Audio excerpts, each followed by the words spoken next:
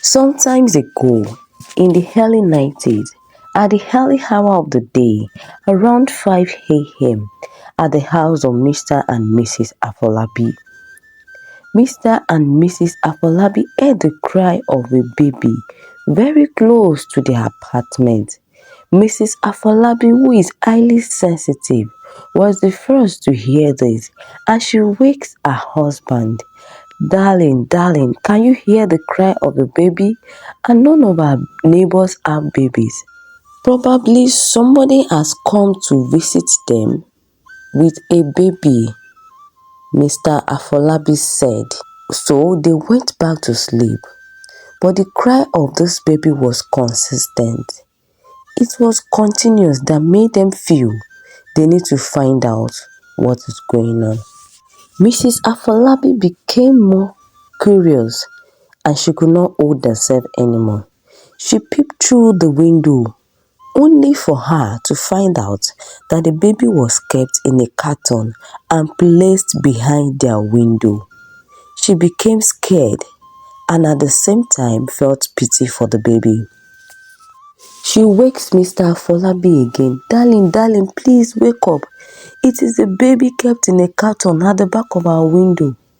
He stood up and also peeped through the window and saw the baby crying in the cold. Mr. Afolabi said, let us go outside and get this baby. Mr. Afolabi and Mrs. Afolabi left their room and went outside to the back of their window. They hold a torch in their hand and point at every angle, thinking they will find someone who will claim the ownership of this baby. But no one was around, and eventually they carried the baby. As soon as Mrs. Afolabi took the baby in her hand and rocked her for a while, she slept off again. Throughout the rest of the night, they were discussing the baby and they were thinking of what to do and what next of action to take. Mr. Afolabi said, let's first of all take this baby to the police station and make a report of this issue because anything might come out of it. So in the morning, as early as possible, they went to the police station and gave a report of how they found the baby at the back of their window. Upon collecting the police report, they took it to a motherless home where they registered the baby and the baby was accepted from them at the motherless baby's home. Mrs. Afolabi already loved this little girl, though they have 2 children, but their children have grown now. They are in the university, Alex and Nathan. But most of the time, Mr. and Mrs. Afolabi are always the only one at home, so she always feels lonely sometimes. She thought of this and then called her husband again. My love, see, Alex and Nathan are already in the school. Most of the time, we're only left alone in the house. We need somebody that we can be taking care of and that at least a baby in our house. So I feel we should go ahead and adopt this girl. My dear, I understand, Mr. Afolabi said, but let us calm down and give this thing time. Maybe somebody will still walk up to us and claim the possession of this child. Please, don't let's hurry in our decisions concerning this baby. Well, I don't think that can happen, Mrs. Afolabi responded. It is obvious that the person who has dumped this child does not need her. How can a person who loves and cares about any child leaves a baby in the cold of the day? Okay, I understand, Mr. Afolabi said, but dear, hold on for now till I am convinced about what we can do. Every year, Mrs. Afolabi celebrates her birthday in a special way because her birthday is February 14. So this particular year, she planned to celebrate her birthday in a very small way in their sitting room. And so they invited family and friends around and they had a nice party in a very low way. But at the end of the day, Mrs. Afolabi said to her husband, I have a special request and I will be glad if you can grant me this request. And the husband said, go ahead, my darling, it is your day. Present your request. I will grant your request. It was more like a promise. And then Mrs. Afolabi proceeded. It is still on the baby in the motherless home. I wish you can adopt her. Let us adopt this baby. Bring her into our house. Let her start staying with us. Let her start bearing our name. Please. On this day, their sons were around, Alex and Nathan, and so they joined in the conversation. Their parents explained the whole thing to them. They also said, Dad, this is a good idea. We can bring in the little girl as long as mommy is ready to take care of her. No problem. So very early on the following Monday, Mr. and Mrs. Afolabi headed to the motherless baby's home. It is with joy that they welcome them because they've always been going there every month to visit this child. And so, on that very day, when they presented their request to them, they found favor immediately in the eyes of the people there. So, the child was released to them as soon as they got there. On getting home, Mrs. Afolabi threw a small party to give the baby girl a name, and she gave her the name Rose. She said, I will care for her like a rose. Rose grew up into a beautiful young girl. She's so brilliant and always come out first in her class. Mrs. Afolabi would always buy her anything that she wants.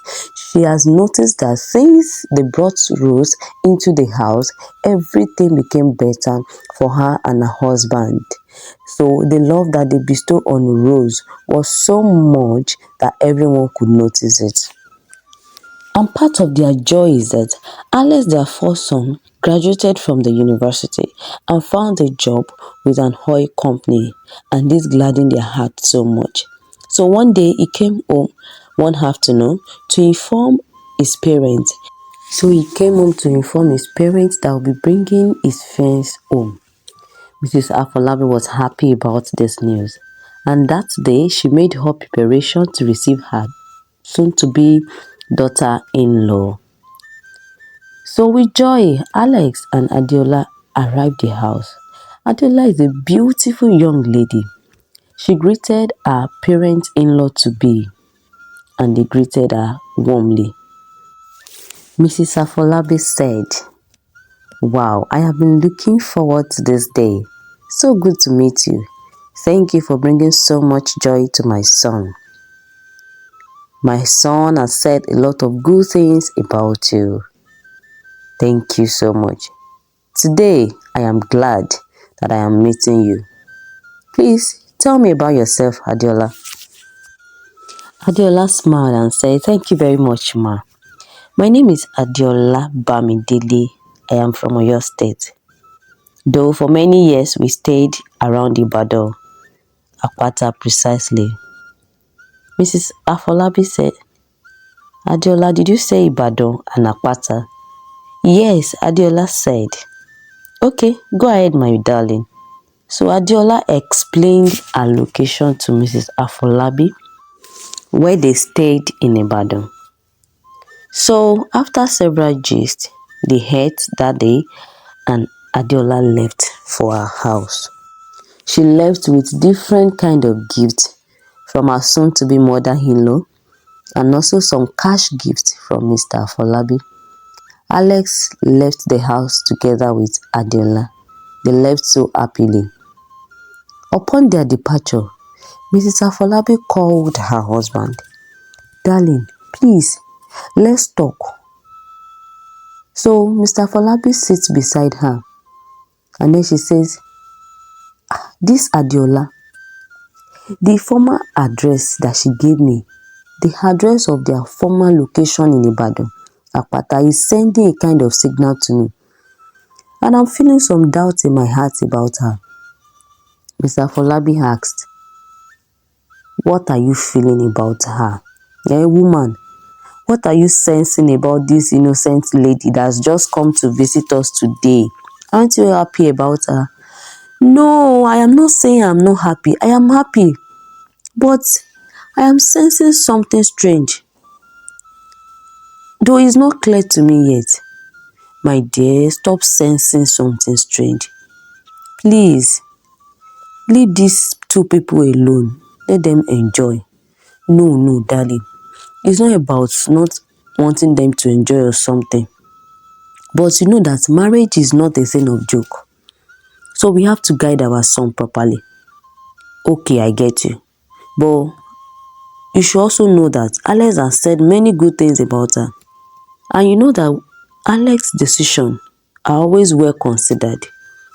This boy has never brought anybody home to us and show us that probably they're in a relationship or anything. So if he's coming at this time, let us try and respect his opinion. Alex is a straightforward son that we all know since, and his judgments or decisions are always well and carefully taken. Allow this boy, my dear, allow him, please.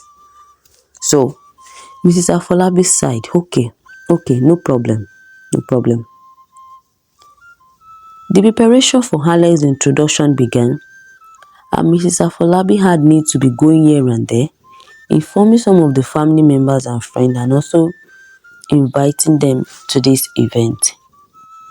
But one day, Alex rushed home and said to her parents, "Mom, Dad, we are going to call off this introduction. I am no longer proceeding with Adiola. I want you both to stop every preparation that you are making. Please, for now." Ah, what do you mean, my son? Is there any problem? Is everything okay? What about Adiola? Is she fine? How about our parents? Are parents not giving their consent? What's the problem? So several questions were thrown to Alex that afternoon. "Dad, Mom," Alex said, "Adiola deceived me so much and I'm pained right now. What is the problem? Can you explain to me, my son?" Mr. Afolabi asked. Okay, this is his daddy. I met an old friend of mine, and then I told him about my introduction, and I even showed him the picture of Adiola. And for a while he paused, and then my friend collected my phone and zoomed out the picture and looked at it thoroughly. I said, "This face looks so familiar." So after several minutes, he said, "I think I know her." And he spoke about Adiola to me. He said, "My said and Adiola attended the same secondary school in Akwata." Ah, Mrs. Afolabi shouted. I said it. I said, "There is more about that girl." Mr. Afolabi said, "Calm down now, my darling, calm down. Just hold on. Let us hear this boy out." Alex continued. So he told me that they were boyfriend and girlfriend in the secondary school. Innocently or foolishly, they had sex in their teenage. And they were fair in their heart, but they could not tell their parents because their sex resulted into a pregnancy. And that, my friend said, he denied the pregnancy and left Ibadan for Lagos. Ah, ah, ah, ah, ah, ah. Ah, Mrs. Afolabi exclaimed. Why would Adiola do such a thing? So, what about the pregnancy? What happened in the long run? Mommy, that is what I am here to find out. I have not asked her about anything. I just told her that she should also call up the introduction, that I'm not ready for anything. Mom, I'm so pained right now. Mr. Folabi said, "No, my son. You don't have to be biased with your conclusion. You cannot conclude based on what your friend just told you. What if he's lying? You should call her and ask her and find out from her. I know she won't lie to you or even to all of us." Alex said to his dad, "Dad, I am in pain and I don't even want to hear anything from her. Why didn't she tell me since? If something of such has happened to her in the past, is it a sin for her to open up and tell me? We've been in this relationship for the past 4 years now. Why won't she talk about it? After all, I told her everything about me. Well, irregardless of this, calm down, Alex. Mr. Afolabi said, calm down, my son. We'll still need to talk to her. You can't just throw her away like that. Real men don't behave in that manner. You cannot just throw her away. You should hear her out. Hear her part of the story. Okay, my son, please, let us invite her so that she can explain to us what happened. In life, things happen, but we need to face it. And face it squarely. Explain the whole thing and clear everything. Please, let us invite her. Okay, Dad, I understand, Alex said. But right now, I don't have the strength. I don't have the capacity to face her. I cannot even look at her. My emotion is down. I feel I am finished. For many years in the university, I didn't have any relationship. I had focused on my studies. And then when I met her, I felt that she's so good and then so wonderful and kind lady. I could not resist her. And that is how we started this relationship. Daddy, have I not tried enough? Okay, my darling, hold on. Myself, I'll put a call through to her. I need to talk to her. So while they were still having this conversation, they heard someone greeted at the door. Good afternoon, sir. Good afternoon, ma. It was Adeola. So Mrs. Afolabi pretended as if nothing happened. And so she hugs her, saying, my wife, you are welcome. Adeola, please, have your seat. You are very welcome. So Adeola faced Alex. Alex, I have been trying to call you. You are not responding to my call. Babe, what about the message you sent to me? I don't understand. So she tried and hold Alex with the mind that Alex will just excuse their parents and then they can go and have a private discussion. But Alex said to Adeola, nothing is hidden here. So he removed his hand from hers and said, please, let us talk about it here. Adeola looked worried and disturbed at the same time. What is going on? Please talk to me. What is going on now? How can you say you are calling off our introduction? What is going on, please? Her eyes were already filled with tears. Mr. Afolabi said, Adeola, please, can you calm down? Sit down. Sit down. Calm down. Everything will be sorted. At this junction, I want you to see me as your father, right? And I want you to tell me the whole truth right now, please. Adeola, have you been in a relationship before that led to pregnancy? Ah, I am sorry. I meant to tell you, Alex. I am so sorry. Yes, Daddy. She faced Mr. Afolabi. I was in a foolish relationship. I was foolishly in love when I was in secondary school. I didn't know anything. The guy deceived me into having sex with me. And so, I had a baby girl out of it. But the event almost ruined my life. It almost ruined my parents' marriage. My father left the house for the period of 5 months before he could reunite with my mom again. He blamed my mom for everything. He told her that my mom has spoilt me and over-pampered me because I am their only child. But my mom stood by me. It was not easy. My mom and I suffered and I struggled for a while. We struggled to survive. So, after I had the baby, I thought in my mind, how will I cater for this child? Without telling my parents, without even saying a word to my mother. I went to dump the baby somewhere. Not too far from us though. But when I told my mom, she searched everywhere looking for this child. She ran from street to street. She was told that no one found the baby. And after a while too, I went to that house because the guilt in my heart was so much. When I got there, I discovered that the occupants of the house had moved out.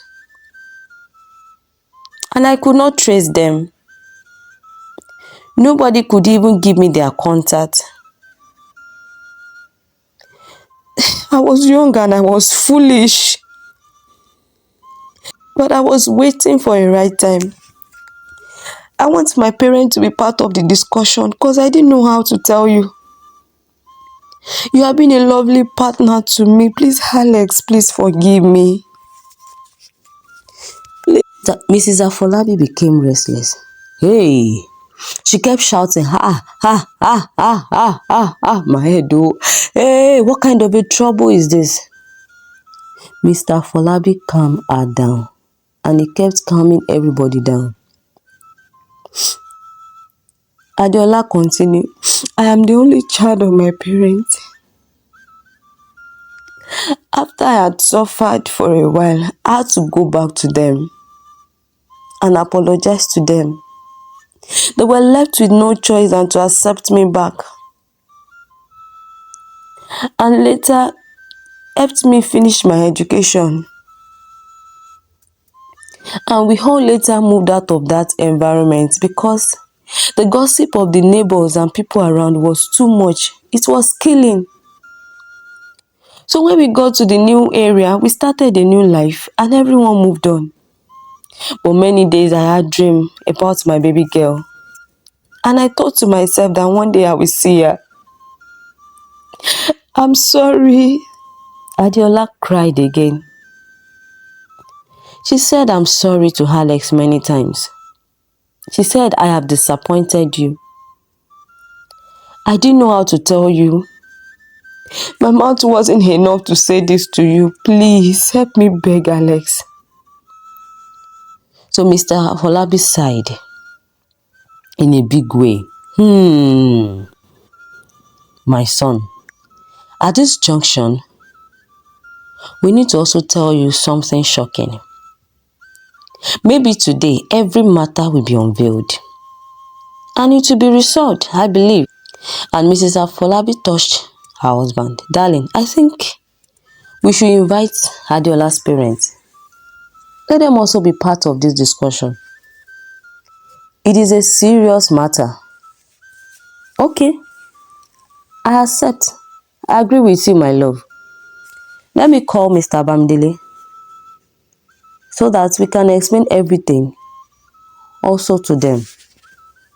So Mr. Afolabi put a call through Mr. Bamidele, Adeola's father. So they both agreed to meet for a meeting the next day. It was already dark in the night.